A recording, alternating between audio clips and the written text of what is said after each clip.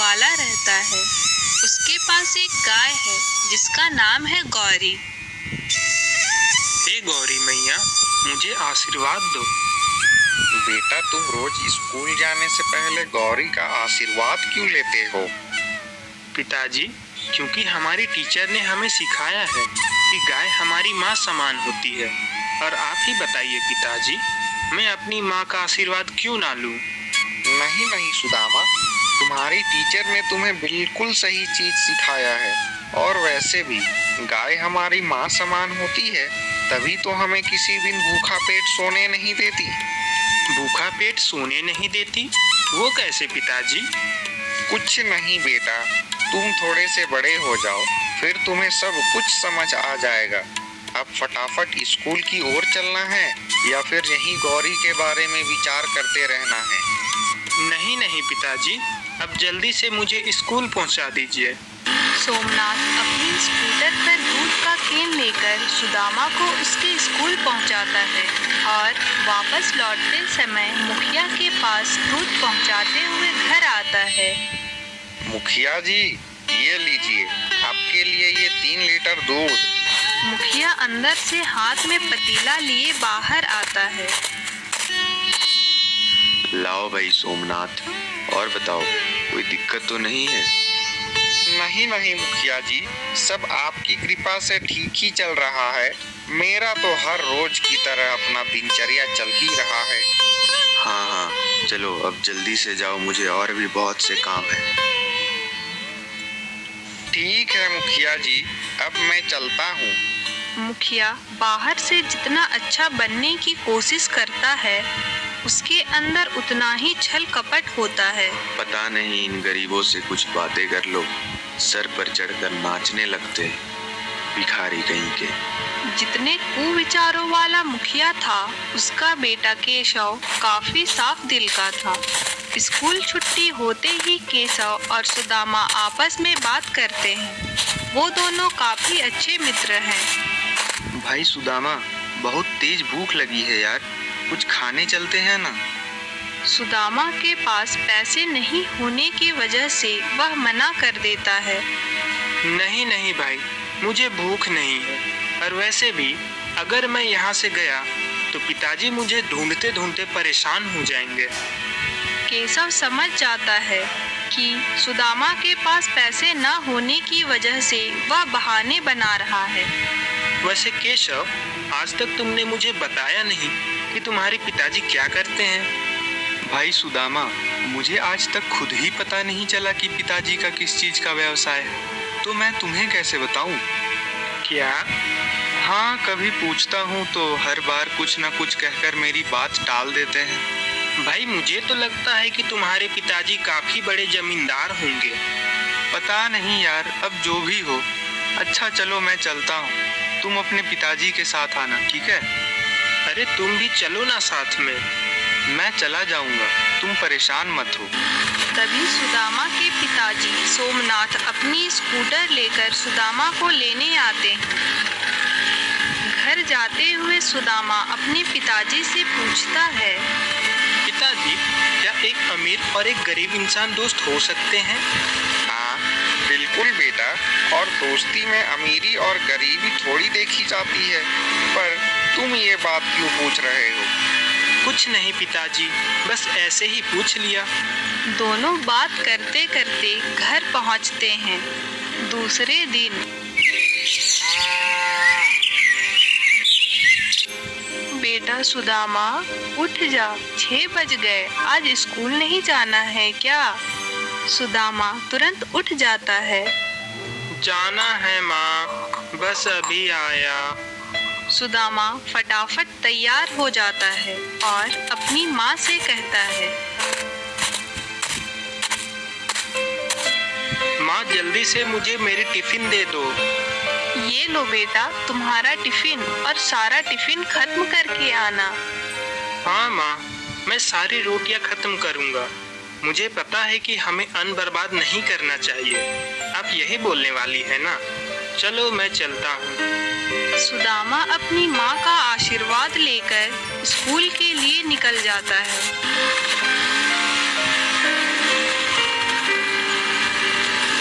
School जाते हुए सुदामा की नजर मंदिर के पास एक गाय पर पड़ती है जो काफी भूखी लग रही है।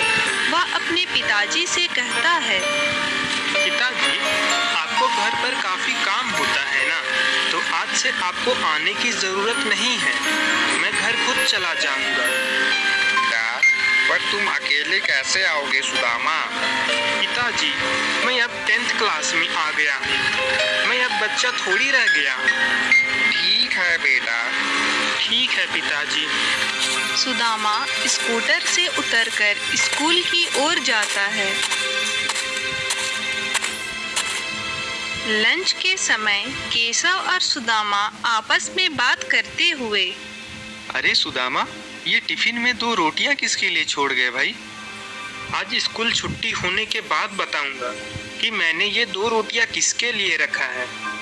स्कूल छुट्टी होने के बाद सुदामा को पैदल घर जाते देख केशव कहता है, कल की तरह आज भी मुझे पैदल ही जाना पड़ेगा। अच्छा, चलो अब चलते हैं। दोनों वापस घर की ओर चलते हैं। तभी मंदिर के सामने रुककर सुदामा उस भूखी गाय की ओर बड़े ही विनम्रता से देखता है। अरे सुदामा, आज यहाँ मंदिर के पास क्यों रुक गए? अरे भाई, तुम चलो तो सही मंदिर के पास। दोनों मंदिर के पास खड़े उस गाय के सामने जाते हैं और सुदामा अपने टिफिन से 2 रोटियां निकालकर उस गाय को खिलाता है।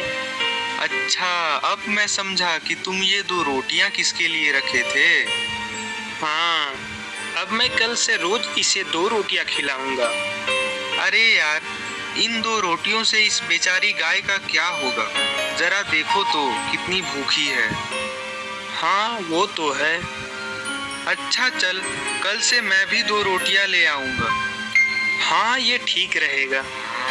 दोनों वहां से चले जाते हैं। उस 2 रोटियां से तो गाय का पेट भले ही ना भरा हो, लेकिन मन में संतुष्टि साफ झलक रहा था। यह सिलसिला काफी दिनों तक चलता है। एक दिन की बात है। अरे सुदामा, वह गाय कहीं नजर नहीं आ रही है। हाँ केशव, पता नहीं कहाँ गई। अरे वहाँ देखो, पंडित जी नजर आ रहे हैं। चलो उनसे जाकर पूछते हैं। हाँ चलो। दोनों मंदिर के अंदर जाते हैं और पंडित जी से पूछते हैं, पंडित जी, यहाँ एक गाय रहती थी, वह कहीं नजर नहीं आ रही है। पता नहीं बेटा, मैंने भी आज सुबह से नहीं देखा है। आज मैं यह रोटियां किसे खिलाऊंगा। यह कहकर सुदामा के आंखों में आंसू आ जाते हैं। तभी केशव उससे कहता है, कोई बात नहीं यार सुदामा, तुम निराश मत हो। हाँ बेटा, तुम किसी और गाय को खिला दो। हाँ, पंडित जी सही कह रहे हैं। तभी एक दूसरी गाय वहां आती है और सुदामा के पास जाकर खड़ी हो जाती है। हाँ देखो, तुम्हारे कहते ही दूसरी गाय भी आ गई। सुदामा उस गाय को रोटियां खिलाकर केशव से कहता है, केशव, ये जो इतनी सारी गाय भूखी रहती है, तो क्यों ना तुम अपने पिताजी से कहकर इन गायों के लिए एक गौशाला बनाने को कहो। ये तो काफी अच्छा आइडिया है यार सुदामा, तुमने ये चीज मुझे पहले क्यों नहीं बताया? केशव घर जाते ही अपने पिताजी से पूछता है, पिताजी, मुझे आपसे कुछ बात करनी है। क्या बात करना है केशव? पिताजी, वो मैं सोच रहा था कि क्यों ना हम सारी भूखी गायों के लिए। केशव इतना कहता ही है कि मुखिया घबराते हुए बोल पड़ता है, क्या? गायों के बारे में क्या बात करना है तुम्हें? वो सभी गायों के लिए एक गौशाला बनाया जाए। बेटा, तुम अभी काफी छोटे हो इन सभी चीजों के लिए। तुम अपनी पढ़ाई लिखाई पर ध्यान दो, ठीक है? यह कहकर मुखिया अपने बेटे को वापस भेज देता है।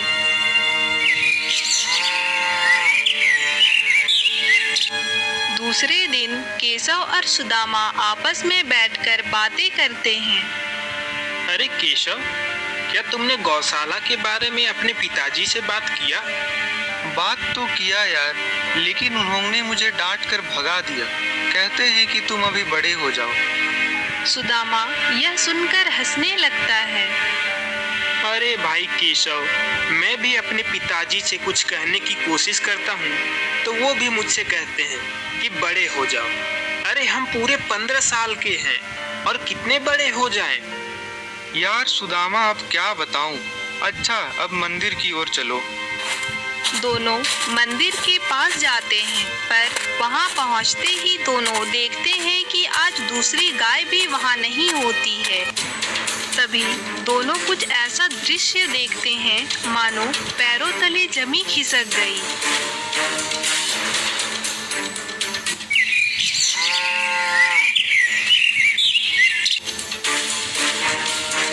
दूसरे दिन दोनों उसी ट्रक का पीछा करने लगते हैं।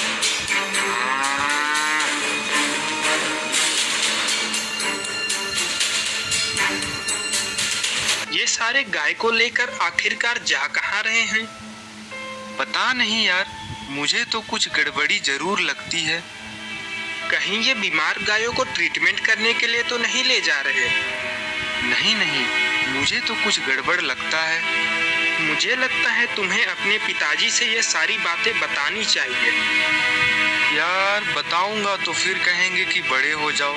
मुझे लगता है कि हमें ही कुछ करना होगा। पर हम क्या कर सकते हैं? अच्छा चलो, मैं कल बताऊंगा कि क्या करना है। दूसरे दिन दोनों उसी ट्रक का पीछा करने लगते हैं। कुछ लोग मिलकर ट्रक को एक पुरानी हवेली में ले जाते हैं। सुदामा और केशव जैसे तैसे छुप छुपाकर हवेली के अंदर पहुंचते हैं।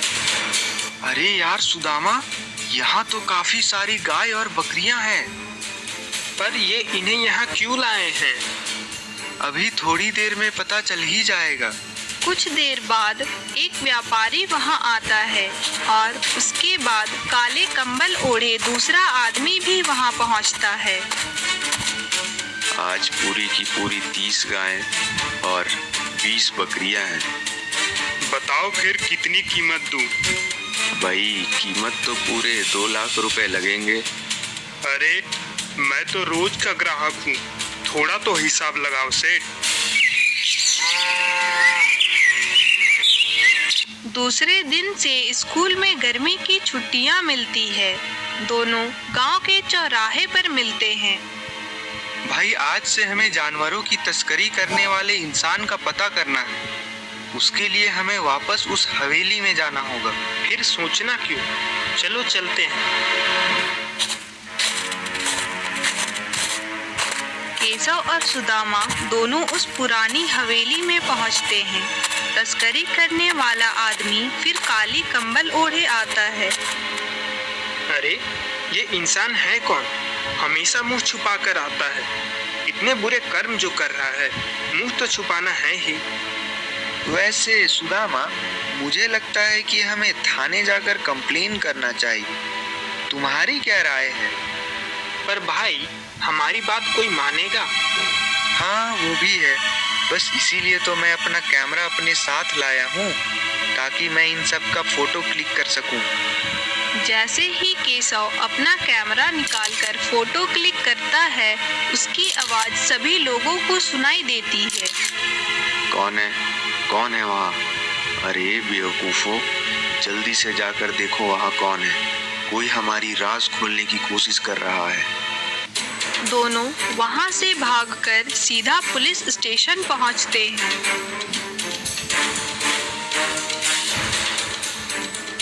सर, हमें आपसे कुछ मदद चाहिए।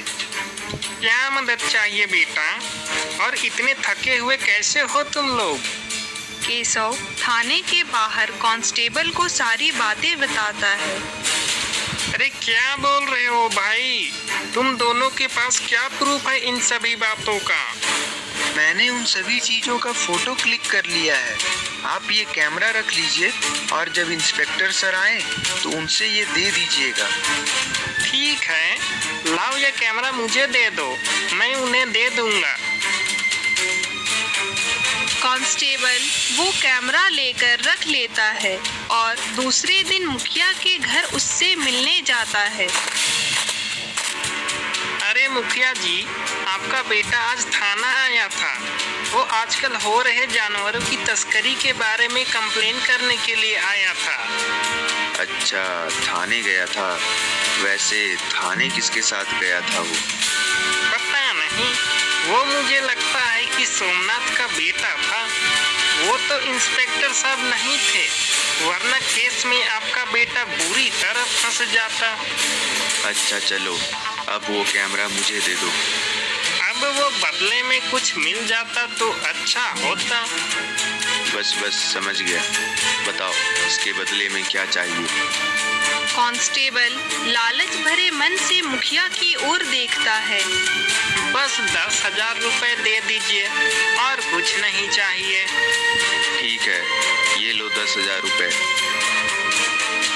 और जल्दी से यहाँ से दफा हो जाओ, वरना कोई हमें देख ना ले।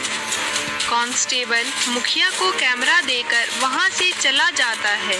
तभी मुखिया गुस्से से केशव के पास जाता है और कैमरे को उसके पास फेंक देता है। क्या है ये सब? ज्यादा होशियारी सूझ रही है क्या तुम्हें? और हाँ, उस सुदामा के बच्चे को तो मैं कल से तुम्हारा इधर उधर घूमना बंद। पर पिताजी, मैं तो बस इस गांव में हो रहे तस्करी के बारे में बता रहा था। एक व्यापारी आता है और इस गांव के मासूम जानवरों को खरीद लेता है। फिर एक आदमी काले कंबल में अपना मुंह ढक कर आता है, जो इन सबको कंट्रोल करता है। बस उस इंसान का पता चल जाए। इतने में ही मुखिया गुस्से में बोलता है। तुम्हें कुछ करने की जरूरत नहीं है। तुम अपनी पढ़ाई लिखाई पर ध्यान दो चुपचाप, ठीक है? यह कहते ही मुखिया सीधा सोमनाथ के घर जाता है। अरे मुखिया जी, कहिए कैसे आना हुआ? कुछ काम होता तो मुझे कह देते, मैं खुद आपके पास आ जाता। देखो भाई सोमनाथ, अपने बेटे को थोड़ा समझा देना कि मेरे बेटे से दूर रहे, वरना बिल्कुल भी ठीक नहीं होगा। वो क्या है ना, दोस्ती थोड़ी बराबरी में हो तो ज्यादा अच्छी होती है। कहाँ हम जैसे राजा भोज और तुम जैसे गंगू तेली। समझा देना, ठीक है? मैं चलता हूँ। पर मुखिया जी, मेरे बेटे ने ऐसा क्या किया है? मुझे तो पता नहीं कि वो दोनों दोस्त है। और वैसे भी बस दोस्त ही तो है, इसमें अमीरी और गरीबी कैसी मुखिया जी? देखो सोमनाथ, मैं तुमसे ज्यादा बहस नहीं कर सकता। बस अपने बेटे को दूर रखो, और यह मैं तुम्हारे बेटे की भलाई के लिए ही तो बोल रहा हूँ। सुदामा मेरे बेटे को लेकर थाने गया था, जानवरों के हो रहे तस्करी के बारे में कंप्लेंट करने के लिए। वो सब छोड़ो और जो कहा वो याद रखो। इतना कहकर मुखिया वहां से चला जाता है। तभी सोमनाथ और कल्याणी सुदामा के पास जाते हैं और बड़े ही प्यार से उससे पूछते हैं, बेटा, तुम क्यों गए थे थाना? और मुखिया जी किस जानवरों की तस्करी के बारे में बात कर रहे थे? हाँ बेटा, क्यों गए थे तुम? सुदामा मायूस होकर उत्तर देता है, माँ पिताजी, मुझे क्षमा कर दीजिए। मेरी वजह से आप लोगों को बुरा भला सुनना पड़ा। मैं कल से केशव से दोस्ती तोड़ दूंगा। नहीं बेटा, दोस्ती तो नहीं टूटनी चाहिए, क्योंकि दोस्ती में अमीरी और गरीबी नहीं देखी जाती है। दोस्ती तो दिल से निभाई जाती है ना। हाँ बेटा, और मुखिया जी किस तस्करी के बारे में बातें कर रहे थे? तुमने मुझे बताया नहीं। पिताजी, वो इस गांव के मासूम से। सुदामा अपने माँ पिताजी को सारी बातें बताता है। इतना सुनते ही सोमनाथ कहता है, बेटे, इन सबको सजा तो मिलनी चाहिए, लेकिन सारे नेता, पुलिस वाले सब मिले हुए हैं। जब मुखिया जी मदद करने से घबरा रहे हैं, तो हमारी क्या औकात बेटा कि हम इन सभी चीजों को रोक सके? पिताजी, क्या आप लोगों को पता है कि मुखिया जी इन सब चीजों में क्यों नहीं पड़ना चाहते हैं? क्यों बेटा?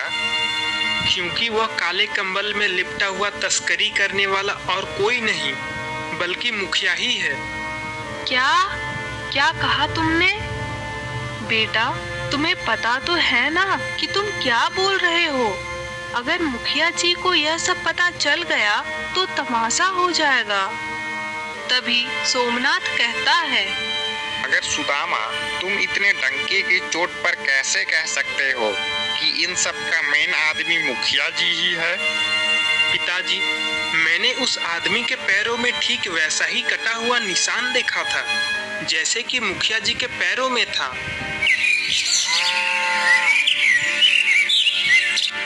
दूसरे दिन सुदामा गांव के उसी चौराहे पर केशव का इंतजार करता है और थोड़ी देर बाद केशव वहां आता है।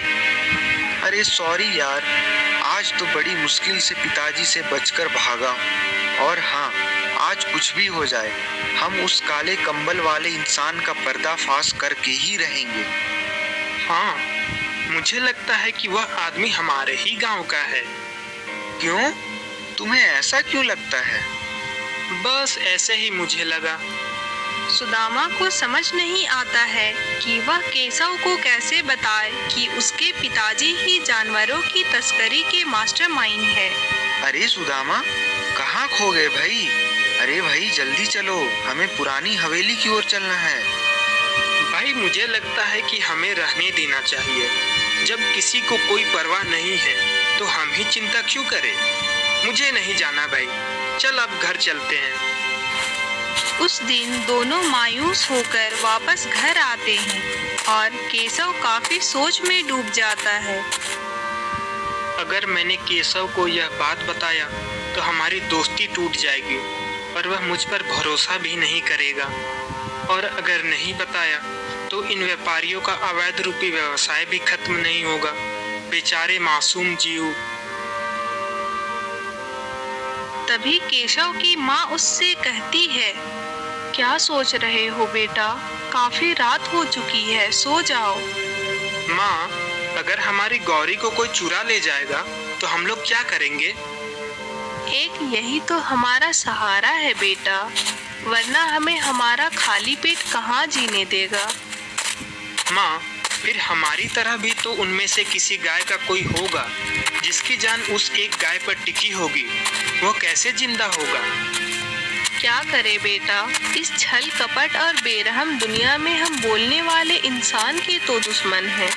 फिर उन बेजुबान के कैसे नहीं होंगे? वो तो किसी से अपना दुख भी नहीं बता सकते। माँ, कल मैं केशव को सारी सच्चाई बता दूंगा। तुम्हें जैसे ठीक लगे बेटा। दूसरे दिन जब सुदामा केशव से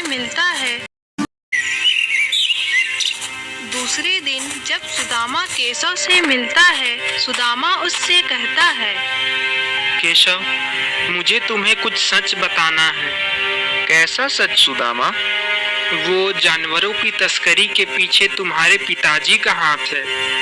क्या यार सुदामा, क्यों मजाक कर रहे हो? मैं सच कह रहा हूँ केशव, मैंने खुद अपनी आंखों से देखा है कि उस कंबल ढके इंसान के पैर और तुम्हारे पिताजी के पैर पर एक जैसे निशान थे। मैं नहीं मानता। तुम मेरे पिताजी पर इस तरह का इल्जाम कैसे लगा सकते हो? आज से हमारी दोस्ती खत्म। इतना बोलते ही केशव वहां से उठकर चला जाता है और अपने पिताजी से जाकर सारी बातें बताता है। अब आप ही बताइए पिताजी, क्या आपका इन सब के पीछे हाथ है?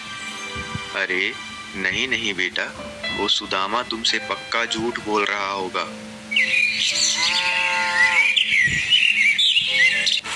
दूसरे दिन हवेली पर सुदामा अकेले जाता है। तभी व्यापारी और मुखिया दोनों उसे देख लेते हैं और सुदामा को किडनैप कर लेते हैं। इन सभी जानवरों के साथ साथ इसे भी ले जाना, तभी मेरा सर का दर्द हमेशा के लिए खत्म होगा। गांव का मुखिया होकर आप ऐसा काम करते हैं? आपको शर्म आना चाहिए। अरे 2 कौड़ी का दूध वाले का बेटा होकर मुझे ज्ञान दे रहा है। 2 कौड़ी का इंसान मैं हूँ या नहीं, यह तो पता नहीं, लेकिन आपकी हरकत 2 कौड़ी के लायक भी नहीं है। अरे इसका मुंह बंद करो, कोई मुझसे सुना नहीं जा रहा।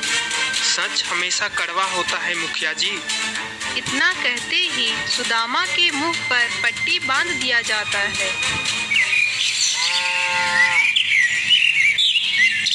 दूसरे दिन सुदामा के न आने पर केशव काफी परेशान हो जाता है। आज सुदामा नहीं आया। कल की मेरी उन बातों से कहीं वह नाराज ना हो गया हो। लगता है मुझे उसका घर जाना चाहिए। केशव सुदामा का घर जाता है और उसके माता पिता से कहता है, काकी, सुदामा कहीं नजर नहीं आ रहा है, उसे बुला दीजिए ना। बेटा, पता नहीं वह कल से लापता है, कुछ अता पता ही नहीं है उसका तो। हाँ बेटा, पता नहीं कोई हमारे घर के बाहर चिट्ठी दे गया है कि अब सुदामा कभी घर नहीं आ पाएगा। आप हिम्मत रखिए काका काकी, आप लोग पुलिस स्टेशन जाकर रिपोर्ट क्यों नहीं लिखवाते? कैसे जाऊं बेटा, अगर थाने गया तो वो लोग उसकी लाश घर भेज देंगे। इससे अच्छा होगा कि कहीं मेरा सुदामा जिंदा तो रहेगा। आप लोग फिक्र मत कीजिए, मैं वादा करता हूँ कि मेरे दोस्त को मैं कुछ नहीं होने दूंगा। नहीं नहीं बेटा, हम लोग जाएंगे तुम्हारे पिताजी के पास और गिड़गिड़ाएंगे, उनके पैरों में गिरकर माफी मांग लेंगे ताकि वो हमारे सुदामा को छोड़ दे। तीनों मुखिया के घर चले जाते हैं और सोमनाथ और उसकी पत्नी मुखिया का पैर पकड़कर उससे माफी मांगते हैं। मुखिया जी, मेरे बच्चे को माफ कर दीजिए, आगे से उससे ऐसी गलती नहीं होगी। मुखिया जी, मैं आपसे वादा करता हूँ, वो तो एक छोटा सा बच्चा है। मुखिया जी, उसकी क्या गलती है? अरे उसे तो अब भगवान भी नहीं बचा सकते। मुझे 2 कौड़ी का इंसान बोलता है। उसे अगर छोड़ दिया तो मेरे जानवरों की अवैध तस्करी बंद हो जाएगी। मुखिया जी, हम इस गांव से काफी दूर चले जाएंगे, हमें माफ कर दीजिए और मेरे बच्चे को छोड़ दीजिए। मुखिया जी। अरे कहा ना, अब कुछ नहीं हो सकता। अब तो उसे शहर के व्यापारी जानवरों की तरह मजदूरी कराएंगे, तब उसकी अकल ठिकाने आएगी। मुझे तो उसकी अच्छी खासी रकम मिल चुकी है और अब तुम दोनों यहाँ से दफा हो जाओ। केशव सारी घटना को रिकॉर्ड करता है और सारे गांव वालों को मुखिया की सच्चाई दिखाना चाहता है। बस अब पिताजी घर से बाहर चले जाए ताकि यह वीडियो सारे गांव वालों के सामने आ जाए। लेकिन मैं फिर अकेला हो जाऊंगा। माँ भी बचपन में छोड़ गई, अब पिताजी भी। लेकिन उन मासूम जानवरों के लिए और मेरे दोस्त सुदामा के लिए तो करना पड़ेगा। मुझे माफ कर दीजिएगा पिताजी। केशव तुरंत अपना कैमरा लेकर थाना पहुंचता है। आज केशव को फिर से कांस्टेबल मिलता है। अरे केशव बेटा, आज क्या हुआ? इंस्पेक्टर सर से मिलना है? हाँ अंकल, मुझे इंस्पेक्टर सर से मिलना है। अरे आज फिर से तुम्हें कुछ सबूत देना है क्या उन्हें? हाँ देना तो है, लेकिन मैं सोच रहा हूँ कि ये सारी चीज आज उन्हें ही देकर जाऊं। अरे मुझे दे दो, मैं उन तक पहुँचा दूंगा ना। अच्छा अंकल, आप उन तक नहीं, मेरे पिताजी तक पहुँचा देंगे और 10,000 रुपए फिर से लपेट लेंगे। क्यों, सही कहा ना मैंने? देखो ये सब बातें अंदर इंस्पेक्टर सर को मत बताना, वरना मेरी नौकरी चली जाएगी। हाँ हाँ चलिए, अब मुझे जाने दीजिए। बाप रे, आज तो बच गया। आजकल के बच्चे पता नहीं इतना दिमाग कहाँ से लाते हैं। केशव अंदर जाता है और इंस्पेक्टर से मिलता है। अरे आओ बेटा, कहो क्या चाहिए? सर, मैं आपसे कुछ मांगने नहीं, आपको कुछ बताने आया हूँ। हाँ बताओ, क्या बताना है? वो हमारे गांव के बहुत से मासूम जानवरों को और मेरे दोस्त सुदामा को। क्या?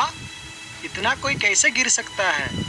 जनता मुखिया को भलाई के लिए चुनती है, पर यहाँ तो मुखिया ही गांव वाले से धोखा कर रहे हैं। पर बेटा इसमें तुम्हारी पिताजी को जेल भी हो सकती है। मुझे फर्क नहीं पड़ता सर, कल को अगर वो मुझे भी बेच दे तो इसकी क्या गारंटी है। और बस मेरा दोस्त सुदामा मेरे पास आ जाए, मुझे और कुछ नहीं चाहिए। ठीक है बेटा, हम इस पर एक्शन लेते हैं। इसे करने में कुछ दिन का वक्त लगेगा, थोड़े सबूत जुटाना है और फिर। इंस्पेक्टर इतना कहता ही है कि तभी केशव बोलता है। सर सबूत है मेरे पास, मैंने सारा सबूत इकट्ठा कर लिया है, ये लीजिए।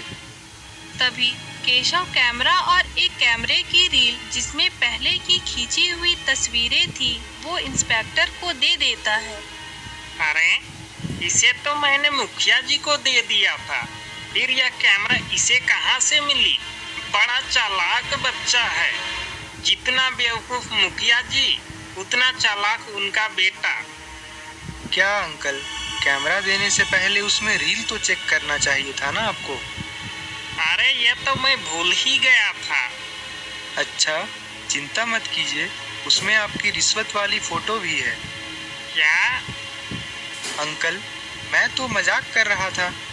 उसी समय इंस्पेक्टर बाहर आता है और कांस्टेबल से कहता है, जल्दी चलो, अभी अभी खबर मिली है कि एक ट्रक में 15 गायें और 25 बकरियों का 12 बजे इलीगल ट्रांसपोर्टेशन किया जाएगा। उसमें एक बच्चा भी है।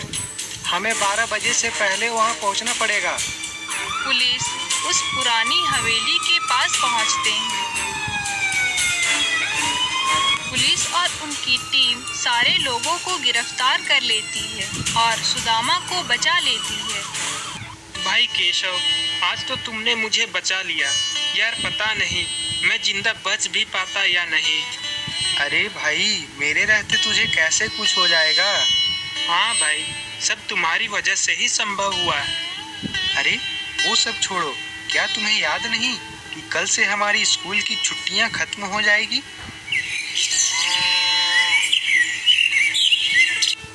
इस तरह से दोनों भाई बन चुके थे। दोनों साथ रहते, साथ स्कूल जाते और हर मुसीबत में एक दूसरे का साथ देते थे। ये थी केशव और सुदामा की दोस्ती।